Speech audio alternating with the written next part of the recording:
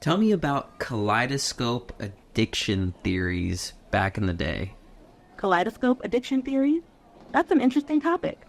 Are you thinking about how people used to be fascinated or obsessed with kaleidoscopes when they first came out in the 19th century? If so, people were indeed very captivated by them, seeing them as mesmerizing and magical due to their colorful and ever-changing patterns. Some might have considered it a kind of harmless addiction because of how people could spend hours looking through them, but I haven't heard of any formal theories about it. What brought this to mind? I heard about it. Tell me more. Let's go deeper into this. Sure, let's dive deeper. Kaleidoscopes were invented by Sir David Brewster in 1816 and quickly became a sensation. They were initially intended as scientific instruments, but soon became popular as toys and novelties. The intricate and ever-changing patterns they created fascinated people, leading to widespread popularity. The term kaleidoscope addiction might refer to the almost obsessive fascination people had with these devices. During the 19th century, there were many novelties and new inventions capturing public interest, but kaleidoscopes stood out due to their unique ability to create beautiful, symmetrical patterns that could be enjoyed endlessly. While there weren't formal addiction theories as we might understand them today, the fascination with kaleidoscopes could be seen as an early example of how new technologies and visual stimuli can captivate human attention. This mirrors modern phenomena where people become highly engaged with new forms of entertainment or technology, such as video games or social media. If you're interested in the cultural impact or historical context of kaleidoscopes, it might be worth looking into how they were marketed and received by the public at the time. Would you like more details on any specific aspect of this topic? Yeah, tell me about that, the marketing and stuff. When kaleidoscopes were first introduced, they quickly captured the public's imagination. Sir David Brewster patented the kaleidoscope in 1817, and it became a commercial success almost immediately. The marketing strategies of the time capitalized on its novelty and visual appeal. Kaleidoscopes were advertised as both scientific instruments and entertainment devices. Their ability to produce endless, beautiful patterns was emphasized in advertisements, making them appealing to both adults and children. They were often sold in a variety of designs, from simple, affordable models to more elaborate and expensive versions, catering to different social classes. In addition to print advertisements, kaleidoscopes were demonstrated at fairs, exhibitions, and shops, allowing people to experience the mesmerizing effect firsthand. This hands-on approach was very effective, as seeing the kaleidoscope patterns in person often led to immediate purchases. Moreover, the kaleidoscope's popularity was boosted by endorsements from influential figures in society. It was seen as a fashionable and intellectual toy, something that could be enjoyed by anyone from children to scholars.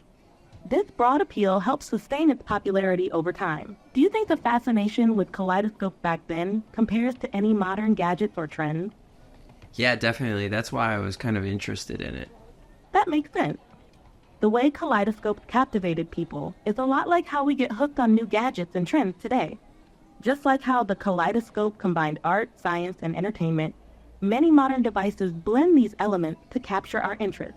For example, smartphones, with their endless apps and features, draw us in with their multifunctionality and constant updates, much like how kaleidoscopes offered endless visual patterns. Virtual reality and augmented reality experiences also provide that immersive, novel engagement that the kaleidoscope once did. It's fascinating to see how the core human desire for novelty and visual stimulation hasn't changed much, even though the technology has advanced dramatically. Do you have any modern gadgets or trends that you're particularly fascinated by? I actually wanted to know a little bit more about how kaleidoscopes work. Kaleidoscopes are pretty cool in how they work. Inside a kaleidoscope, there are typically three main components: mirrors, a tube, and an object chamber. The basic mechanism involves two or more mirrors placed at an angle to each other inside a tube. The most common arrangement is three mirrors forming an equilateral triangle. These mirrors reflect the light and objects inside the tube to create symmetrical patterns. The object chamber is at one end of the tube and contains small, colorful objects like beads, glass, or plastic pieces. Sometimes, this chamber can be turned or shaken to change the arrangement of the object. which changes the patterns you see. When you look through the viewing hole at the opposite end, light enters the tube, reflects off the mirror, and passes through the objects in the chamber. The multiple reflections create intricate, symmetrical patterns that change as the objects move or the kaleidoscope is rotated. It's the combination of mirrors reflecting the object that produces the mesmerizing, ever-changing design. The angles and quality of the mirrors, along with the variety and colors of the objects in the chamber, all influence the final visual effect. Tell me about how the different mirror designs can change the visual experience. Sure, the design and arrangement of mirrors inside a kaleidoscope significantly affect the patterns and visual experiences it creates. The most common setup is the three-mirror system forming an equilateral triangle. This configuration produces a continuous, seamless pattern that fills your entire field of view, creating intricate and symmetrical designs. In contrast, a two-mirror system forms a V-shape, and the angle between the mirrors can vary. A narrow angle, like 30 degrees, will create a pattern with many repeated segments, while a wider angle, like 60 degrees, produces fewer, larger segments. This setup usually creates a central mandala-like pattern surrounded by black spaces, giving a different visual effect compared to the three-mirror system. There's also the option of using a tapered mirror, where one end is narrower than the other. This creates a more dynamic, perspective-changing pattern as the eye moves along the taper. Additionally, some kaleidoscopes use more than three mirrors or incorporate non-parallel mirrors, resulting in more complex and less predictable patterns. These variations can introduce a sense of depth and movement, enhancing the visual experience further. Different materials and finishes for the mirrors, like front surface mirrors versus standard glass mirrors, can also impact the clarity and brightness of the pattern. Front surface mirrors reduce double reflections and produce sharper images, making the patterns appear more vivid and detailed. By experimenting with these different mirror arrangements and materials, kaleidoscope makers can create a wide range of visual experiences, from simple and repetitive to complex and dynamic. What's the largest kaleidoscope that was ever made? The largest kaleidoscope ever made is the world's largest kaleidoscope, located at the Emerson Resort and Spa in Mount Tremper, New York. It was created in 1996 by artist Isaac Abrams and his son, Raphael Abrams. This massive kaleidoscope is housed in a converted grain silo, standing over 56 feet tall. Visitors can enter the silo and lie down on the floor to watch the kaleidoscopic show projected onto the interior of the silo's dome. The visuals are accompanied by music, creating an immersive and mesmerizing experience. The kaleidoscope uses large mirrors and high-tech lighting to produce its intricate patterns. It's an impressive blend of art and engineering, offering a unique take on the traditional handheld kaleidoscope. If you're ever in that area, it could be a fascinating place to visit. Have you ever seen a large-scale kaleidoscope or anything similar? No, I haven't. If you ever get the chance, it could be a really unique experience. Large-scale kaleidoscopes offer a different perspective compared to handheld ones, immersing you in the patterns and colors in a way that's almost magical. Besides the one in New York, there are also some art installations and exhibits around the world that feature giant kaleidoscopes. Would you be interested in finding out more about these types of installations, or maybe looking into some other unique visual experiences? Yeah, tell me about other unique visual experiences. That sounds interesting. There are plenty of fascinating visual experiences out there. One example is the Mirror Labyrinth at the Guinness World Records Museum in Hollywood, California. It's a maze of mirrors that creates an illusion of endless hallways, corners, and dead ends, making it a fun and disorienting experience. Another intriguing visual experience is the Wave Organ in San Francisco. It's an acoustic sculpture that interacts with the waves of the San Francisco Bay, creating sounds that change with the tide. The structure is made of stones and pipes, and as the waves move through it, they produce different tones and sounds. If you're into light and color, you might enjoy visiting a light festival or event. These festivals often feature stunning light installations, projections, and interactive exhibits that transform spaces into vibrant, immersive environments. One example is the Vivid Sydney Festival in Australia, where artists use light to create breathtaking displays on iconic landmarks like the Sydney Opera House. These are just a few examples, But there are plenty of other unique visual experiences out there waiting to be explored. Do any of these catch your interest, or are you looking for something specific? I actually wanted to dive back into the kaleidoscope thing and discuss how it affected culture at the time of its invention. The cultural impact of kaleidoscopes during the time of their invention is fascinating. When Sir David Brewster invented the kaleidoscope in 1816, it quickly became a cultural phenomenon. Its influence extended beyond just being a popular toy or scientific curiosity. It affected various aspects of society and culture in the 19th century. One of the most significant impacts was on the world of design and the arts. The patterns produced by kaleidoscope inspired artists, designers, and craftsmen. This influence is seen in the decorative arts, where intricate symmetrical patterns became popular in textiles, wallpapers, and stained glass. The kaleidoscope's ability to generate endless variations of beautiful designs resonated with the Victorian era's fascination with ornamental detail and complexity. Moreover, kaleidoscopes played a role in the scientific and educational realm. They were used to demonstrate principles of light reflection and symmetry, making them valuable tools for teaching these concepts. Their widespread popularity also spurred interest in optics and the study of visual perception, contributing to advancements in these fields. In literature and popular culture, kaleidoscopes became symbols of the wonder and beauty of the natural world, as well as metaphors for the complexity and diversity of human experience. They appeared in poems, stories, and even philosophical discussions, often representing the idea that life and the universe are composed of constantly changing, interconnected parts. Socially, the kaleidoscope's appeal transcended class boundaries. It was accessible enough to be enjoyed by children and families, but also sophisticated enough to be appreciated by intellectuals and the upper class. This wide appeal helped to democratize the enjoyment of scientific and artistic innovation. Overall, the kaleidoscope's invention and subsequent popularity had a notable impact on 19th century culture, influencing art, science, education, and social practices. Its legacy can still be seen today in the continued fascination with patterns, symmetry, and optical illusions. Is there a particular aspect of this cultural impact you'd like to explore further? Yeah, maybe on how its effect on the youth affected change in interest in science and art and stuff like that.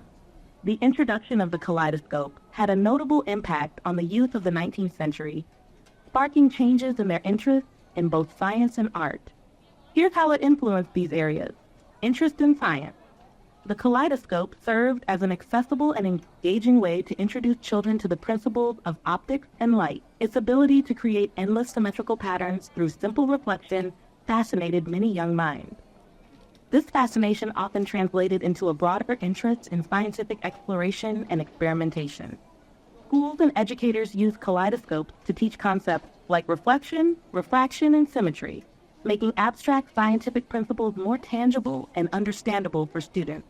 The visual and interactive nature of the kaleidoscope made learning more engaging, fostering a curiosity about how things work and encouraging further exploration in other scientific areas. Impact on art. In the realm of art, the kaleidoscope's influence was significant.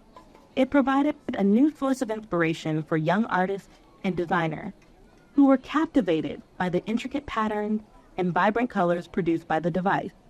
This exposure helped to develop an appreciation for symmetry, geometry, and pattern design. As these young people grew up, many carried this inspiration into their artistic practices, contributing to the popularity of ornamental and decorative art styles in the Victorian era.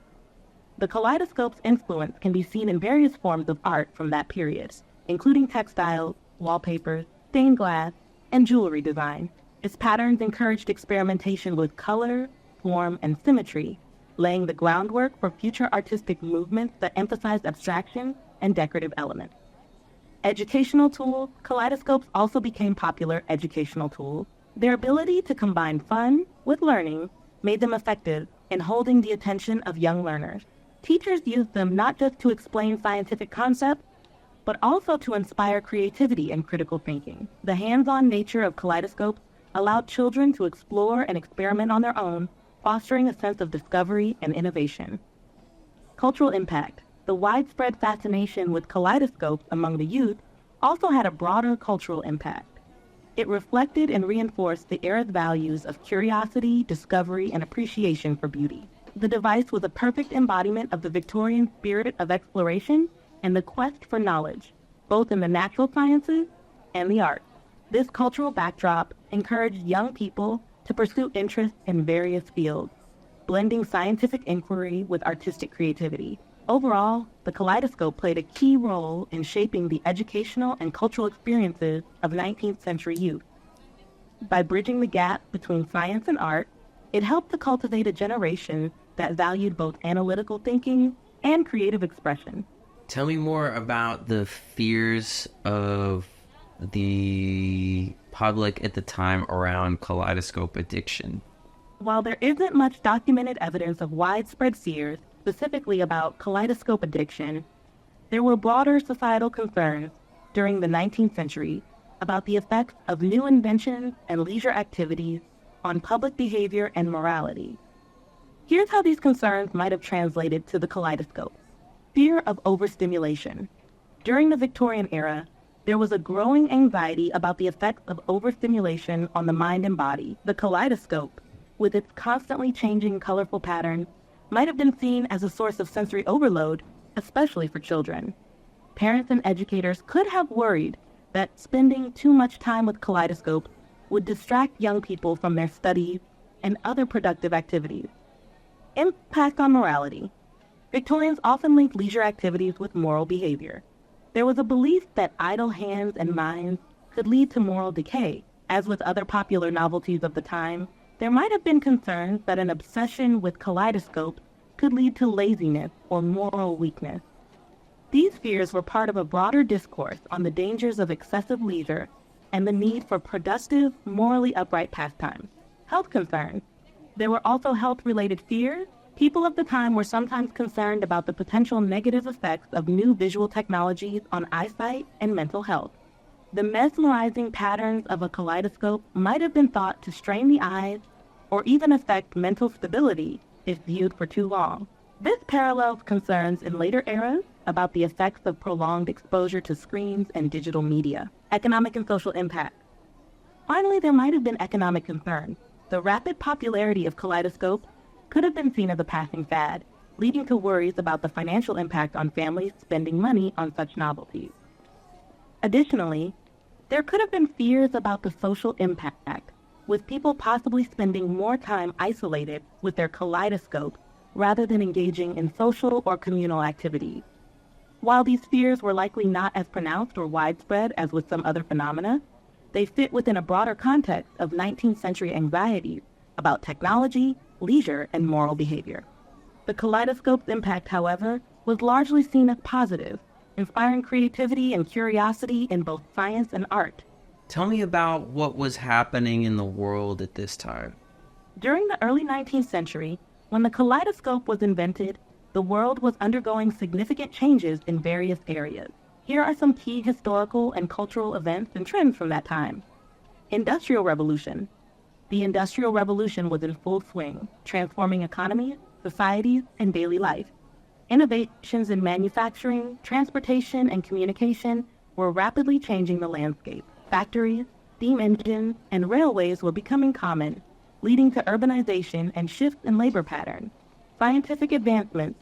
The period was marked by significant scientific discoveries and advancements. Figures like Michael Faraday in electromagnetism, Charles Darwin in natural history, and Louis Pasteur in microbiology were making groundbreaking contributions. This era, often referred to as the Age of Enlightenment, placed a strong emphasis on reason, science, and intellectual exchange. Cultural and artistic movement. In the arts, the Romantic movement was flourishing, emphasizing emotion, nature, and individualism. This was a reaction against the rationalism of the Enlightenment and the mechanization of the Industrial Revolution. Literature, music, and visual arts from this period celebrated the sublime and the beauty of the natural world. Political changes. The early 19th century was a time of significant political upheaval. The Napoleonic Wars had just ended in 1815, leading to the Congress of Vienna, which aimed to restore stability and balance of power in Europe. In the Americas, Many countries in Latin America were fighting for and gaining independence from Spanish and Portuguese colonial rule. Technological innovation. Besides the kaleidoscope, numerous inventions and innovations were changing everyday life. The first gas lights were being installed in cities, improving urban life. The telegraph was invented in the 1830s, revolutionizing communication. Photography was also emerging as a new technology, with the first permanent photograph being taken by Joseph Nicephore Niepce in 1826. Social changes. Society was experiencing significant shifts due to industrialization. There were growing movements for social reform, including labor rights, abolition of slavery, and women's rights. The changing economy was leading to the rise of a middle class, which played a crucial role in driving cultural and consumer trends. Education and literacy. With the spread of industrialization and urbanization, there was an increasing focus on education and literacy. Schools were being established, and more people were learning to read and write. This period saw the publication of many important literary works and the rise of newspapers and periodicals, contributing to a more informed and engaged public. These broader historical and cultural contexts helped to understand the environment in which the kaleidoscope became popular. Its appeal to both children and adults, its combination of art and science, and its ability to provide a novel and engaging experience all resonated with the spirit of curiosity and innovation that characterized the era. Where was the kaleidoscope invented? The kaleidoscope was invented in Scotland by Sir David Brewster. He created it in 1816 while conducting experiments on light polarization and optical properties of materials. Brewster patented the kaleidoscope in 1817, and it quickly became a popular and widely admired device. Do you have any data on early sales numbers and how quickly it took off? While specific early sales numbers for the kaleidoscope are not well documented, historical accounts suggest that the kaleidoscope became an instant success upon its introduction. After Sir David Brewster patented the device in 1817, it rapidly gained popularity. Within a few months of its release, thousands of kaleidoscopes were sold in London alone. The demand was so high that it quickly spread across Europe and America. The kaleidoscope's popularity can be attributed to its novelty and the mesmerizing visual experience it provided. Its appeal cut across different social classes, making it a must-have item in households. Artisans and manufacturers also began producing various versions, from simple, affordable models to more elaborate and decorative ones, further boosting its popularity. In summary, while exact sales numbers are scarce, the kaleidoscope's rapid rise to fame and widespread distribution indicate its significant commercial success shortly after its invention. Tell me a little bit about the class boundaries and social situation around then and how the kaleidoscope contributed to maybe unity or kind of transcended those boundaries. In the early 19th century, society was highly stratified by class, with clear distinctions between the upper, middle, and working classes. The Industrial Revolution was accelerating these social changes, with new wealth being created in the burgeoning middle class, while the working class faced difficult conditions in factories and urban areas. The kaleidoscope, as a novel and accessible device, played a unique role in transcending these class boundaries in several ways. Appeal across classes. The kaleidoscope's appeal was nearly universal. Its simple mechanism and mesmerizing patterns could be appreciated by anyone, regardless of social status. Wealthier individuals could afford more elaborate and decorative versions, often made with precious materials, while simpler, more affordable models were available to the middle and working classes. Educational and inspirational tool. For the middle and working classes, the kaleidoscope served as both an educational and inspirational tool. It provided a window into the principles of optics and the beauty of symmetrical patterns, sparking curiosity and learning among children and adults alike. This accessibility to scientific and artistic knowledge helped to democratize education and inspire creativity beyond the confines of formal schooling. The kaleidoscope also created a shared cultural experience. People from different backgrounds could enjoy and marvel at the same visual spectacle, whether in their homes, schools, or public exhibitions. This shared enjoyment helped to bridge social divides, at least temporarily, as individuals from various classes found common ground in their fascination with the device. Influence on arts and crafts. Artisans and craftsmen from different social backgrounds were inspired by the patterns generated by Kaleidoscope. This influence extended to various forms of decorative art, such as textiles, wallpapers, and stained glass. The widespread use of these patterns in everyday items and home decor helped to integrate the Kaleidoscope's influence into the fabric of society, blending aesthetic tastes across different social strata. Popular culture, Kaleidoscopes became a part of popular culture, symbolizing the intersection of art, science, and leisure. Their presence in literature, poetry, and public discourse reflected and reinforced the era's values of exploration, creativity, and appreciation for beauty. In summary, the Kaleidoscope contributed to transcending class boundaries by providing a universally appealing, educational, and inspirational device that could be enjoyed by people from all walks of life. Its impact on art, science, and shared cultural experiences helped to create moments of unity and commonality in an otherwise stratified society. Can you help me picture the daily life of a lower, a middle, and an upper class family in London at the time? Sure, I can help you picture the daily life of lower, middle, and upper class families in London during the early 19th century. Here's an overview of what their lives might have been like. Lower class family.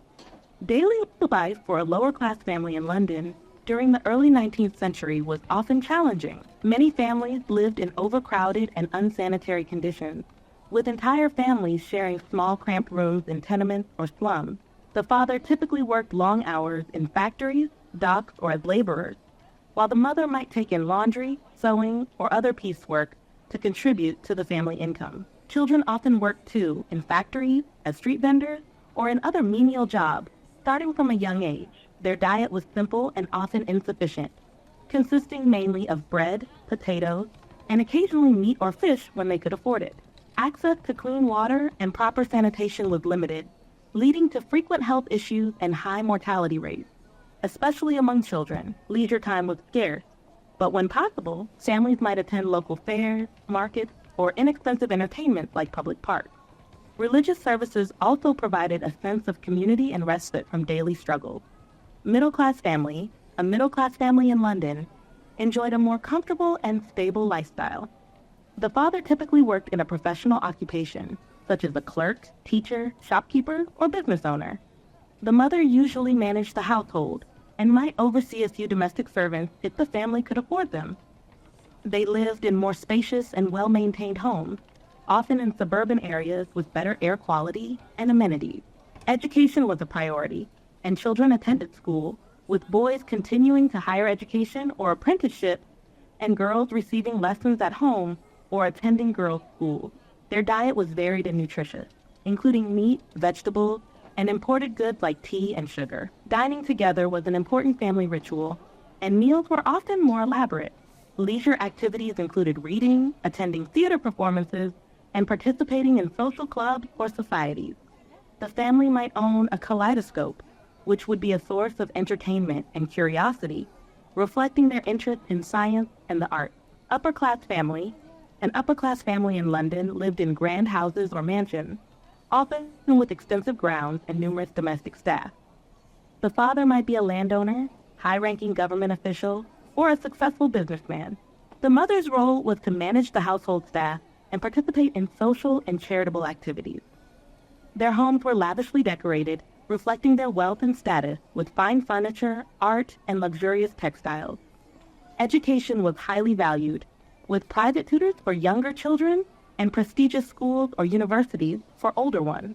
Meals were elaborate and served by servants, featuring a wide variety of high-quality food and imported delicacies. Dining was a formal affair, often involving guests and social events. Leisure activities were numerous and varied, including attending balls, operas, and high society gatherings. Travel, both within the country and abroad, was common for the upper class. They might own a collection of kaleidoscopes and other scientific instruments, reflecting their interest in culture and intellectual pursuits. In summary, while lower-class families struggled with daily survival and hard labor, middle-class families enjoyed a comfortable and stable life with access to education and varied leisure activities. Upper-class families lived in luxury, with extensive social engagement and a strong focus on cultural and intellectual interests. The kaleidoscope, as a symbol of innovation and beauty, could be found in middle and upper-class homes, contributing to their appreciation of art and science. Where would these social classes, these differing social classes interact? In early 19th century London, different social classes had distinct lifestyles, but there were certain spaces and occasions where they would interact. Here are a few examples. Markets and public spaces. Markets were one of the most common places where people from different social classes would interact. Everyone needed to buy food and household goods, so markets, such as Covent Garden or Borough Market, brought together people from all walks of life. Similarly, public parks and open spaces, like Hyde Park or Regent Park, were accessible to everyone and provided a venue for leisure and exercise, allowing for some degree of social mixing. Churches and religious services. Churches played a central role in community life and were one of the few places where all social classes would gather.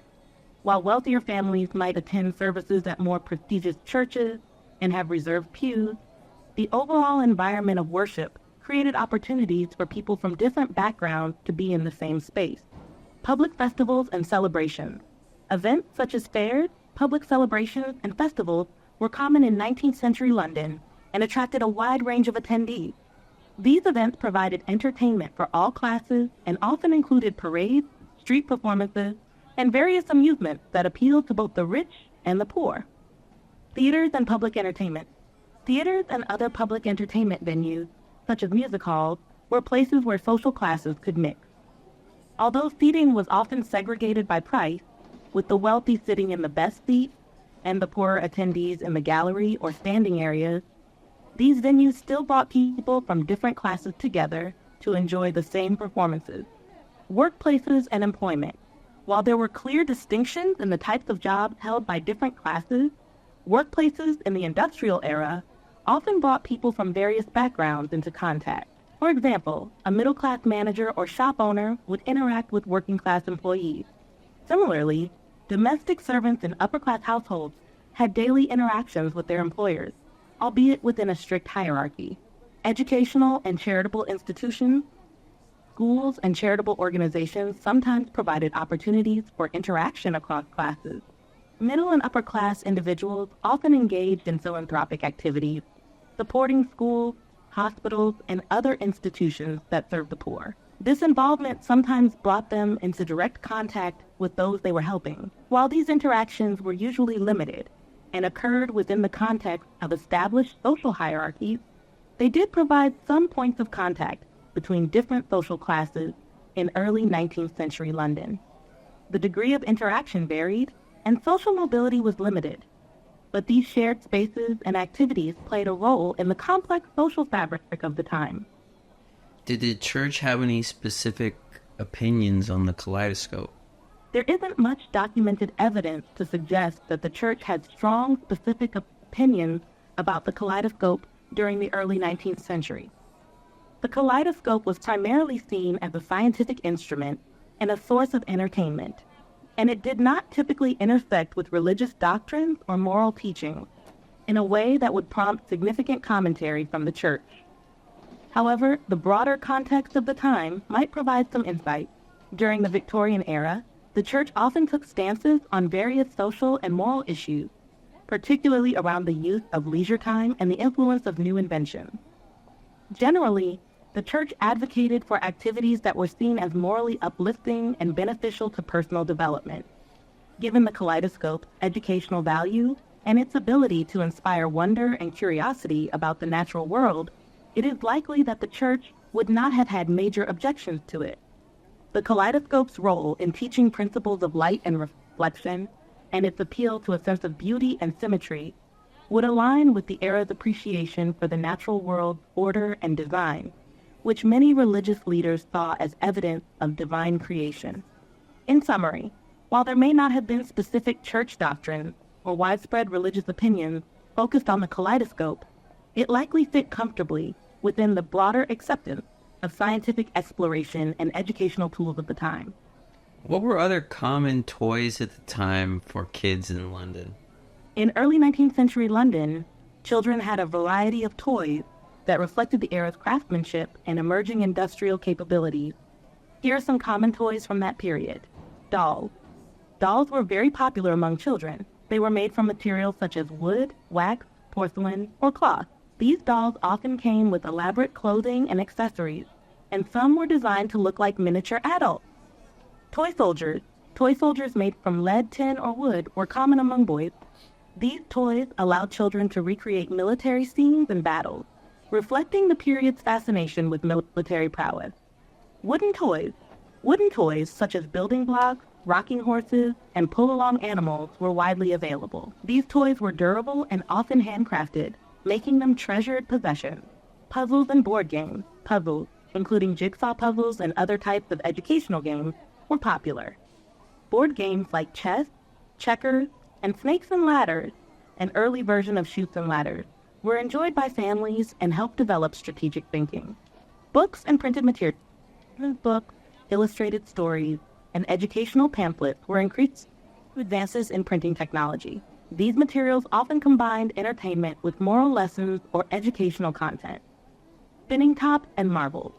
Spinning tops and marbles were simple yet popular toys that could be played individually or with friends. They were inexpensive and widely accessible to children of different social classes. Toy theaters. Toy theaters, also known as paper theaters or model theaters, were miniature stages with paper cutout characters and themes. Children could reenact popular plays and stories, reflecting the era's interest in theater and literature. Kites. Kites were a popular outdoor toy, providing children with hours of entertainment. They were typically made from paper and wood, with a string for flying. Hobby horses.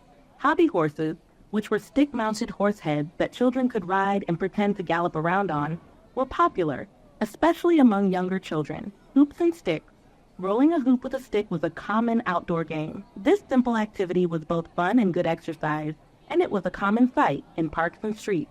These toys provided children with a range of activities that encouraged creativity, physical exercise, and social interaction. They also reflected the values and interests of the time, often incorporating elements of education, moral instruction, and the fascination with technology and exploration. What about adults? What were they purchasing for entertainment purposes in the household, besides maybe books? In the early 19th century, adults in London had various forms of entertainment and leisure activities they could purchase for their households, reflecting the cultural and social interests of the time. Besides books, here are some popular items. Musical instruments. Many middle and upper-class households owned musical instruments such as pianos, violins, or flutes. Playing music was a common form of entertainment, and families often gathered to perform together or listen to someone play. Board and card games. Adults have enjoyed various board games such as chess, checkers, and backgammon. Card games were also very popular, with games like whist, cribbage, and piquet being common pastimes. Prints and artwork. Purchasing prints, engravings, and artworks for home decoration was common. These items not only served as visual entertainment, but also reflected the owner's taste and status. Scientific instruments. Devices such as telescopes, microscopes, and barometers were popular among those interested in science. These instruments provided entertainment and education, allowing adults to explore and understand the natural world. Kaleidoscopes. As previously mentioned, kaleidoscopes were popular among adults as well as children. Their mesmerizing patterns and the principles of optics they demonstrated made them a source of fascination and amusement. Stereoscopes. Stereoscopes, which created three-dimensional images from two photographs taken at slightly different angles, became a popular form of entertainment. Viewing stereoscopic images was a novel and engaging way to experience visual art and scenes from around the world. Home brewing and winemaking kits. Some households enjoyed making their own beer or wine. Kits and equipment for home brewing and winemaking allowed adults to experiment with creating their own beverages, which could be both a hobby and a source of entertainment. Theatrical scripts and equipment. For those interested in amateur dramatics, purchasing scripts and simple stage equipment for home performances was an option. Families and friends might put on plays or recitations as a form of entertainment. Gardening tools and equipment. Gardening was a popular hobby, particularly among the middle and upper classes. Purchasing tools, seeds, and plants for maintaining a garden provided both physical activity and a source of pride and relaxation. Journals and magazines, periodicals and magazines covering a wide range of topics, from fashion and society to science and literature, were widely read. Subscriptions to these publications provided ongoing entertainment and information. Furniture and decor for entertaining. Investing in furniture and decorative items to host social gatherings was common. Parlors and drawing rooms were furnished with elegant chairs, tables, and decorations to create inviting spaces for guests. These items reflect the diverse interests and leisure pursuits of adults in early 19th century London, ranging from music and science to socializing and home improvement. What did advertising look like at the time? Certainly. Here's an imagined 19th century advertisement for a kaleidoscope. Marvel at the wonders of the kaleidoscope. Step into a world of endless beauty and delight with the latest scientific marvel.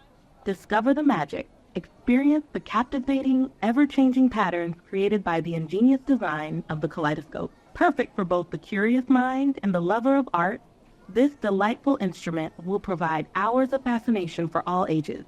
Educational and entertaining. Learn about the principles of light and reflection. Stimulate creativity and imagination. Ideal for teaching children about the wonders of science. Elegant design. Our kaleidoscopes are crafted with the finest materials, featuring beautifully decorated exteriors and high-quality mirrors for the clearest, most vivid patterns. Choose from a variety of styles to suit your taste and decor, perfect for all occasions. A splendid addition to your parlor or drawing room. An enchanting gift for friends and family. A unique conversation piece for social gatherings. Affordable luxury. Prices starting from just a few shillings. Visit our shop today to see our full range of kaleidoscopes and find the perfect one for you. Available now at Brewster's Optical Wonders, 123 High Street, London. Come and be mesmerized by the beauty of science. How does that sound? Would you like to add or change anything in the advertisement? No, that sounds pretty fun. What was the most expensive kaleidoscope ever sold? The most expensive kaleidoscope ever sold is known as the Barnes Kaleidoscope, created by artist Stephen Gray. This extraordinary piece fetched an impressive $350,000. The Barnes Kaleidoscope is renowned for its intricate craftsmanship and stunning visual effects, which combine both traditional kaleidoscope techniques and innovative design elements to create a truly unique experience. The high value of this kaleidoscope reflects not only its artistic and technical sophistication, but also the growing appreciation for kaleidoscopes as collectible art pieces. This sale highlights the intersection of art and science, demonstrating how these seemingly simple devices can command significant interest and investment from collectors and enthusiasts. If you find kaleidoscopes fascinating, there are many artists today who create bespoke, high-end pieces that continue to push the boundaries of this classic optical instrument. I enjoyed our conversation today. Before we go, can you tell me, you see a lot of stuff on the internet, I imagine. What's the craziest thing that you've ever seen on the internet? I'm glad you enjoyed our conversation. As for the craziest thing I've seen on the internet, there's a vast array of bizarre and fascinating content out there. One particularly wild story is about the salmon cannon. This device was created to help salmon navigate around dams and other obstacles in rivers. The cannon gently shoots fish through a tube, propelling them over barriers and allowing them to continue their journey upstream. Videos of this invention quickly went viral, capturing people's imagination with the sight of fish being launched through the air. Another example is the viral phenomenon of planking, where people would lie face down in unusual or extreme locations, then share photos of their exploits online. This trend reached a peak in the early 2010s and saw people planking in all sorts of places, from office desks to precarious ledges. The internet is full of surprising and innovative ideas, and it's always fascinating to see what captures people's attention. I remember the planking thing. I'm going to have to check out the salmon cannon. Thanks for the chat. You're welcome. It was great chatting with you. If you have more questions or just want to chat again in the future, feel free to reach out. Enjoy exploring the salmon cannon and those internet phenomena. Have a great day.